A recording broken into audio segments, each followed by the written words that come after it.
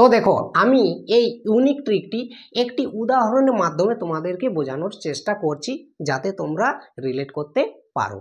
তো আমাদের প্রথম কাজ হবে যে এই যে শর্ট ট্রিকটি আমরা কখন ব্যবহার করতে পারবো এটা তোমাদেরকে প্রথমে বুঝতে হবে। তো এই শর্ট ট্রিকটি তোমরা ব্যবহার করবে যখন আমাদের একটি জিনিস কনস্ট্যান্ট থাকবে। এরপর কি কনস্ট্যান্ট, দেখো এই প্রশ্নের ক্ষেত্রে কি কনস্ট্যান্ট রয়েছে আমাদেরকে বুঝে নিতে হবে।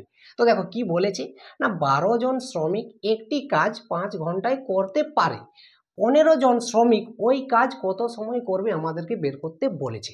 তো এই প্রশ্নে দেখাও তো বন্ধুরা আমাদের প্রথম ক্ষেত্রে টোটাল কত ইউনিট কাজ হচ্ছে তোমরা ভেবে দেখো তো। আমাদের 12 জন কাজ করছে এবং 5 ঘন্টা কাজ করছে, তাহলে 12 আর 5-এ আমাদের কত হচ্ছে টোটাল যদি বলি 60 ইউনিট কাজ হচ্ছে। এরপর ভেবে দেখো তো আমাদের পরে যে প্রশ্ন করেছে যে 15 জন শ্রমিক ওই কাজ, দেখো এক্ষেত্রে আমাদের কি বলেছে ওই কাজ, অর্থাৎ আমাদের যে 60 ইউনিট কাজ কত সময় করবে। এক্ষেত্রে দেখো তো একটি জিনিস কনস্ট্যান্ট থাকছে কিনা, এই যে কাজের পরিমাণ আমাদের 60 ইউনিট এটা কনস্ট্যান্ট থাকছে কিনা, থাকছে। তো তাহলে এই প্রশ্নে আমরা এই যে আমাদের শর্ট ট্রিক ব্যবহার করতে পারবো। এরপর আমাদের শর্ট ট্রিকটি হচ্ছে বন্ধুরা দেখো আমি কি বললাম, এটা আমাদেরকে প্রথম পয়েন্ট মনে রাখতে হবে যে আমাদের যেন একটি কনস্ট্যান্ট থাকে। এরপর আমাদের যেহেতু এটি আমাদের সময় ও কার্যের প্রশ্ন তার জন্য আমাদের কাজের পরিমাণ কনস্ট্যান্ট থাকছে। এরপর যখনই আমাদের অন্য চ্যাপ্টার ক্ষেত্রে যাব তখন দেখব যে এক্ষেত্রে আমাদের কি কনস্ট্যান্ট থাকছে। তো রুলটি হচ্ছে, এই রুলটি আমি প্রথমবার নয় এর আগের ভিডিওতেও করিয়েছিলাম, এটা আমার পার্সোনাল যে এই মনে করো ট্রিকটি আমি নিজে বের করেছি। তো দেখো আমাদের ট্রিকটি হচ্ছে আমি আমার নিজের নাম দেওয়া, ট্রিকটির নাম হচ্ছে কমা বাড়ার পদ্ধতি, যদি বাংলায় বলি, ইংরেজিতেও যদি বলি ইনক্রিজ অ্যান্ড ডিক্রিজ মেথড। তো দেখো মেথডটি হচ্ছে বন্ধুরা মনে করো কোনো জিনিস যদি আমাদের এই আমি ব্ল্যাক মার্কার নিয়ে নিচ্ছি, আমাদের ওয়ান বলবো না এক্স বাই ওয়াই রূপে আমাদের বেড়ে যায়, অর্থাৎ আমাদের ইনক্রিজ হয়ে যায়, তাহলে আমাদের যে কমার ভ্যালু অর্থাৎ আমাদের যে মনে করো ডিক্রিজ হবে তার ভ্যালু হবে X by X plus Y. এটা হচ্ছে আমাদের একটি সূত্র। এই সূত্র ধরে আমরা যে কোনো চ্যাপ্টারের প্রশ্ন বা অঙ্ক আমরা করতে পারবো। আমি কি বললাম আবার বলে দেখাচ্ছি তোমাদেরকে, যদি কোনো ভ্যালু আমাদের এক্স বাই ওয়াই রূপে বেড়ে যায় তাহলে তার কমার ভ্যালু হয়ে যাবে X by X plus Y রূপে। এরপর দাদা তোমরা বলবে যে এটা তুমি কি লিখলে, আমরা তো কিছুই বুঝতে পারছি না। দেখো যখনই আমি এই প্রশ্নের ক্ষেত্রে ইউজ করব তোমরা বুঝতে পারবে, এর পরের প্রশ্নগুলো যখন আমি ইউজ করব তখনও তোমরা বুঝতে পারবে। তো এই প্রশ্নে আমি কি বললাম, এটা আমাদের বৃদ্ধি পাওয়ার ভ্যালু অর্থাৎ বাড়ার ভ্যালু। তো এই প্রশ্নে আমাদের কি বেড়েছে একটু লক্ষ্য করে দেখো তো, আমাদের প্রথমে 12 জন ছিল, পরে আমাদের কতজন হয়েছে 15 জন, তাহলে নিশ্চয়ই আমাদের যে শ্রমিকের সংখ্যা বেড়েছে।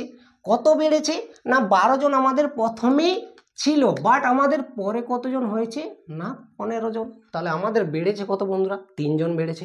দেখো 12 থেকে 15 হলো অর্থাৎ আমাদের বেড়েছে কত 3 জন। এরপর কতর মধ্যে 3 বেড়েছে, আমাদের প্রথমে কত ছিল বন্ধুরা 12, অর্থাৎ 12 থেকে আমাদের 3 জন বেড়েছে। আমাদের প্রথমে রয়েছে 12 জন, 12 জনে আমাদের কত বেড়েছে 3 জন বেড়েছে।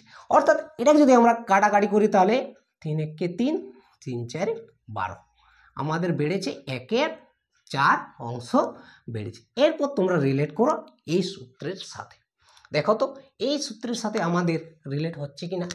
আমাদের 1/4 বেড়েছে তো এরপর আমাদের কমবে কত না এর সাথে তুলনা করো, আমরা এক্ষেত্রে x ইকুয়াল টু কত পাচ্ছি 1 এবং y ইকুয়াল টু পাচ্ছি 4। এরপর আমাদের কমার ভ্যালু কত হয়ে যাবে, দেখো 1 ডিভাইডেড বাই, যেহেতু আমাদের x এর সাথে তুলনা করো 1 হচ্ছে এবং y বলতে আমাদের 4, তাহলে 1 প্লাস 4, তাহলে এটা হচ্ছে আমাদের 1/5, এটা আমাদের কমে যাবে। এরপর আমাদের কি কমবে 1-এর 5 না সময় কমবে, যেহেতু আমাদের শ্রমিকের সংখ্যা কি হয়েছে বেড়েছে, তাহলে নিশ্চয়ই আমাদের যে সময়ের সংখ্যা সেটি কমে যাবে। তো দেখো আমাদের সময় কত কমবে 1-এর 5, অর্থাৎ মনে করো 5 ঘন্টা লাগছে তাহলে 1 ঘন্টা কমে যাবে।